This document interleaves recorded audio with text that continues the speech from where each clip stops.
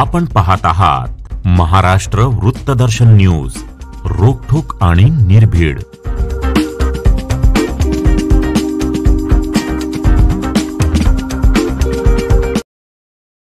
मिरज तालुक्यातील युवा नेते महादेव दबडे यांची राष्ट्रवादीच्या अजितदादा गट पक्षाच्या मिरज विधानसभा क्षेत्रप्रमुखपदी निवड झाली आहे। मुंबई येथे राष्ट्रवादी काँग्रेस पार्टीचे प्रदेश अध्यक्ष सुनील तटकरे यांच्या हस्ते दबडे यांना निवडीचे पत्र देण्यात आले। यावेळी पक्षातील विविध विभागांचे मंत्री व पदाधिकारी उपस्थित होते। राष्ट्रवादी काँग्रेस पक्षाच्या बैठकीत महादेव दबडे यांची मिरज विधानसभा क्षेत्रप्रमुखपदी निवड जाहीर करण्यात आली।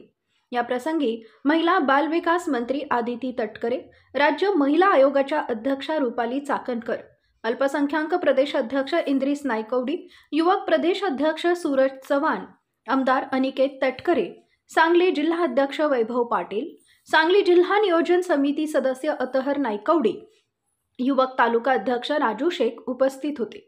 मिरज तालुक्याच्या ग्रामीण भागाचा पूर्व अनुभव असणारे युवा नेतृत्व महादेव दबडे यांच्या माध्यमातून मिळाले। मिरज विधानसभा मतदारसंघ ते राष्ट्रवादी काँग्रेस पक्ष वाढवण्यासाठी पक्षाची ध्येय धोरणे तळागाळापर्यंत पोहोचवण्याचा प्रयत्न करतील, पक्ष जोमाने वाढवतील असा विश्वास प्रदेश अध्यक्ष सुनील तटकरे यांनी व्यक्त केला।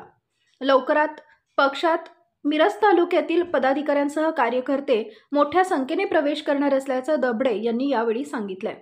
दबडे यांच्या निवडीने पंचायत समिती, जिल्हा परिषद गटामध्ये राष्ट्रवादी पक्षाला मोठी ताकद मिळणार आहे। युवा कार्यकर्त्यांची मोठी फळी राष्ट्रवादी काँग्रेस पक्षात सक्रिय झाली आहे। महादेव दबडे यांनी विद्यार्थी दशेपासून बेरोजगार तरुणांच्या समस्या आंदोलनाच्या माध्यमातून सोडवल्या, त्यामुळे त्यांच्याकडे तरुण वर्गाचं मोठं संघटन आहे।